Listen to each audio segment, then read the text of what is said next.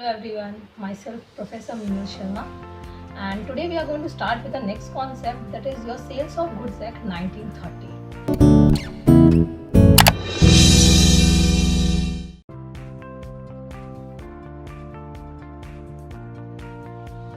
Now, as the term says, Sales of Goods Act.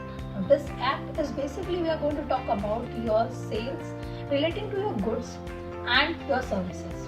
Now, when we are talking about your goods, specifically in this particular act, we are going to talk about goods only. Now, goods, that is the product which we are purchasing or we are distributing or we are selling. Now, for your understanding the term as goods, goods is nothing but anything which can be movable. It can be detached from the earth. So, for example, for that case, I can say your grains can be called to be as the goods. Your any materials can be called for the goods, but those things which are attached to the earth, which cannot be detached, which cannot be removed, cannot be called to be as your goods. Now, goods can be your existing goods, it can be your future goods or your contingent goods. Existing, which we can see right away right now, and we can call it okay easily, that can be purchased or sale, so that can be called to be existing goods. Future goods, the goods which are not in existing but it will be manufactured in the future period of time and then we are going to sell, that is going to be called as a future goods. Contingent goods, those depends upon the happening or non-happening of a particular event. If it is going to rain good, the crops are going to grow good, and if the crops are going to grow good, then only we will be able to supply good quality of grains. That is depending upon the contingent event, that is known as contingent goods. Then again, the goods can be your ascertained goods and unascertained goods, or you can say specific goods. Ascertained, which we can easily justify, which we can easily see.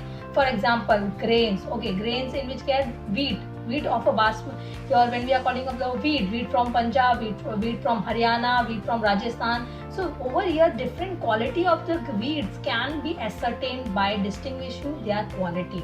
Unascertained, when all the goods mix together, it cannot be they are having so much of resemblance that cannot be ascertained. Okay, it is of which quality, then it is going to be called as unascertained goods. Specific goods, which is having a specific name, a specific brand or specific quality trademark, then it is called to be as a specific goods.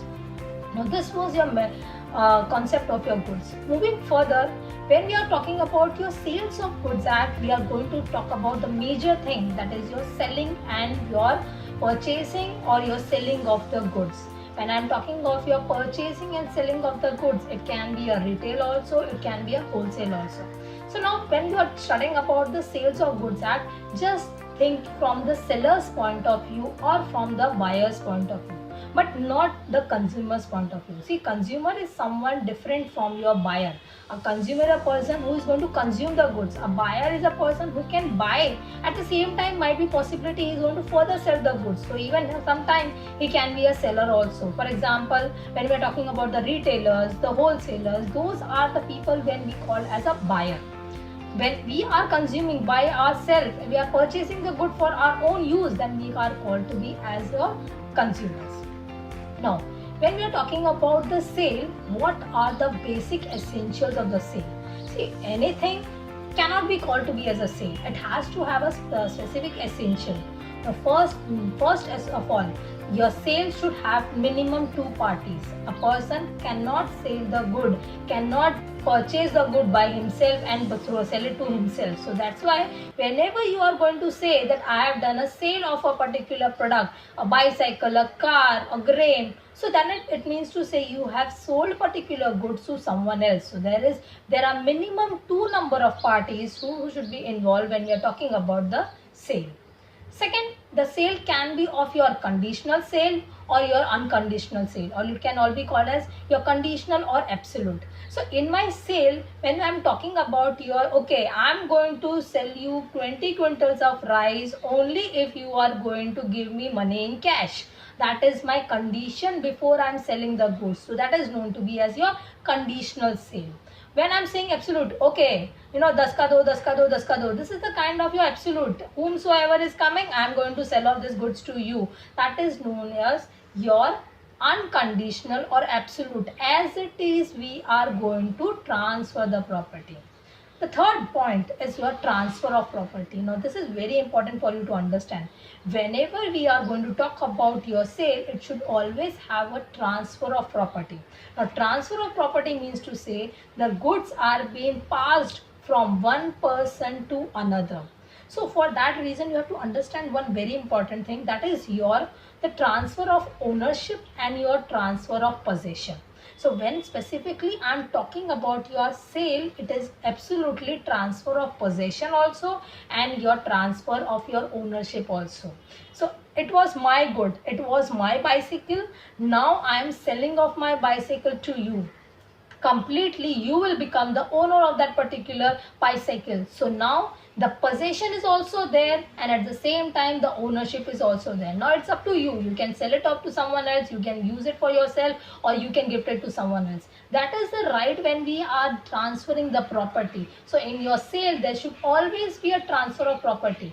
Whenever you see a transaction in which there is a transfer of property, you can understand कि yes, there is one condition which has been fulfilled in the essential criteria of your sales, that your transfer of property has been taken place. Okay.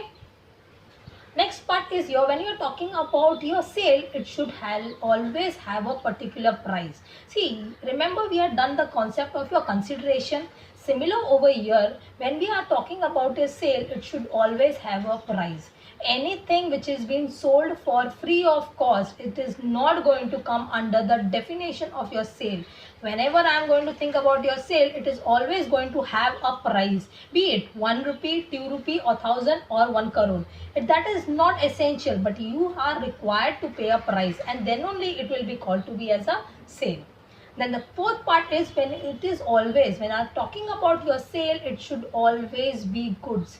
See, the part services, earlier also I had mentioned, the part services is being covered in your consumer protection, it is being covered in your contract also, and some other laws also. But when you're talking about your specifically sales of goods act, we are going to talk about the goods, as rightly I had given in the definition. The goods which are movable, which can be easily detached from the earth, can be easily be transferable. So that's why they are being covered under the definition of your goods. So my fourth essential part is going to be, it should be a goods.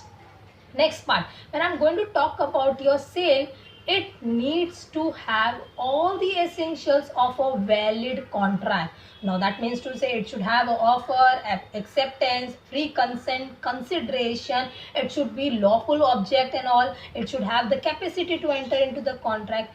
If either of one part is been missing, automatically you can say that was not a proper sale. Why? Because before the existence of the Indian Contract Act, before the existence of your Sales of Goods Act, the implementation or the law which was being used by the earlier authorities and all, it was your Indian Contract Act, and that is the reason the essentials of all the your Contract Act should be fulfilled when we are talking about the sale. And the last part, the sale can be in any form. It can be as it is, it can be with a condition, as we have rightly said, it can be in an oral form, it can be in a written form. Any which ways you feel flexible, we are ready to go ahead with that. So that's why a sale can be in any form. So that's why again I am repeating the essentials of valid sale. First of all, it should be having some price, it should be having a form, it should cover all the essentials of valid contract, it can be absolute and conditional, it should have minimum 2 parties, and at the same time when we are talking about the sale, it should have the goods. All these complete essential will make a good proper sale, and that's why we can say yes, it is a formation of a proper sale. Now the next concept we are moving ahead. There is a sale and agreement to sale. Now there is some little bit difference between the sale and the agreement to sale. Sale is we are doing as it is immediately. But in the future period of time, when you are going to transfer a property in the future, when you are going to do some kind of completion of the contract in future, that can be called to be as an agreement to sale, where you have agreed with the terms and condition right now, but you are actually going to go do the fulfillment of the same in future period of time, and that's why it is called to be as your agreement to sale. So there is a difference. Always understand, sale is an immediate kind of a sale of the transfer of the goods immediately which is taking place. Agreement to sale is something which is going to take place in the future period of time. Now over here we will stop for the time, and we will continue in the next part with the conditions and the warranty regarding the sale and agreement to sale. Thank you.